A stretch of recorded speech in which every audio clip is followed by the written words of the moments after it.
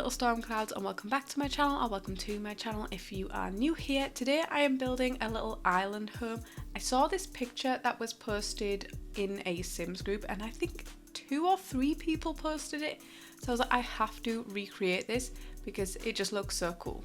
So I had to do the pool trick to get it to sit into the ocean. There's a little trick for this. I do have it on my page, but I believe I saw Kate Emerald do it first.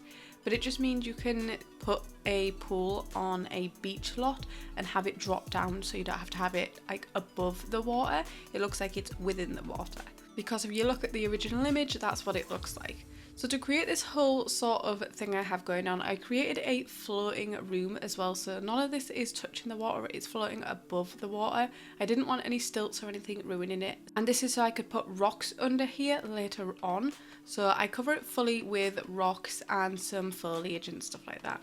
But I'm just trying to get the basic shape of the house down. I tried to do it similar to what was in the image, but it might not be exactly right.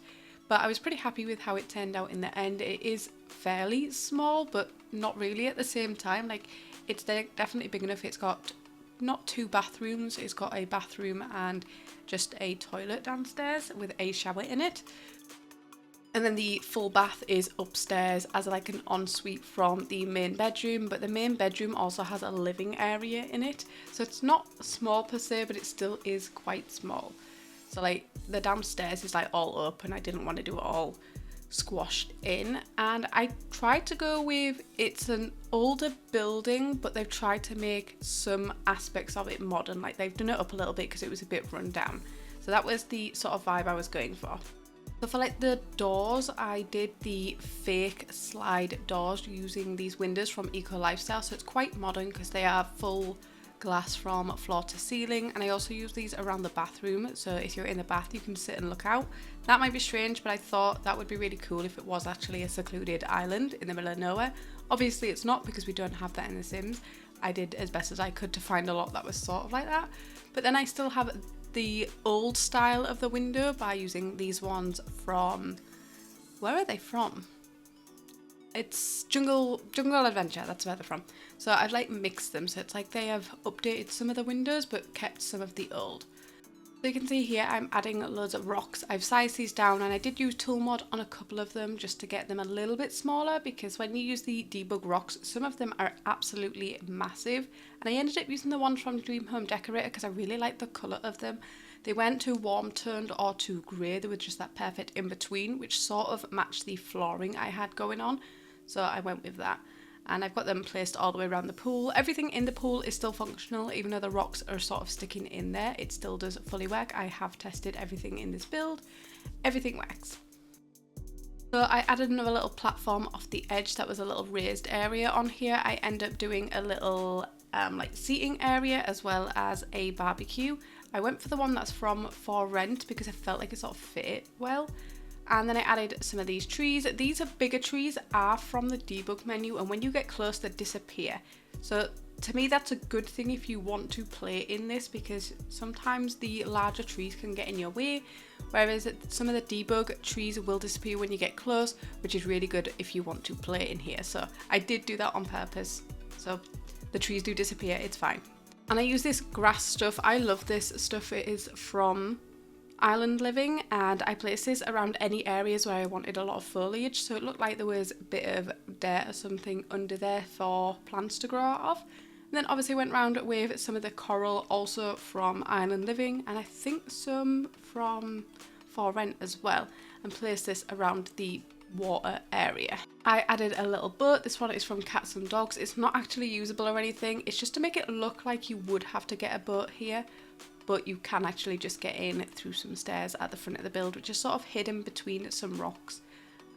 So yeah, that technically is the front of the build, but this is the side you want to see, is the other side, but it's fine. So yeah, I do a little bathroom in here with just a toilet and a shower, and I ended up using this slide doors so they're not taking up too much space. I think I do move them around the other side because I put a kitchen there. Yeah, I do. Because with this shower you can walk around it. I used the Horse Ranch kitchen in here. I ended up changing it to a lighter colour because I wanted to use light wood tones, but I felt like this worked really well because it looks very rustic, which is what I wanted to go for. I'll also use some of the island counters, so I could add some bar stools to this area so you can sit around the kitchen area instead of the little seating area I do in this little window to the right hand side very soon. I almost forgot a bin. I do end up moving it to next to the counters. You can still get in because there's a big enough gap, but I didn't like it where I placed it and I ended up putting a plant there instead. I added the living room, which is just in the center of this whole thing, and then around the edge is the stuff you can use, like I said, the dining area and the kitchen. Since I've set this lot as a vacation home, I kept things pretty basic because I feel like when you go on holiday to like Airbnbs, there's not a lot of stuff on the inside. It's like your basic stuff with a few little items. I think it's so obviously nothing gets stolen.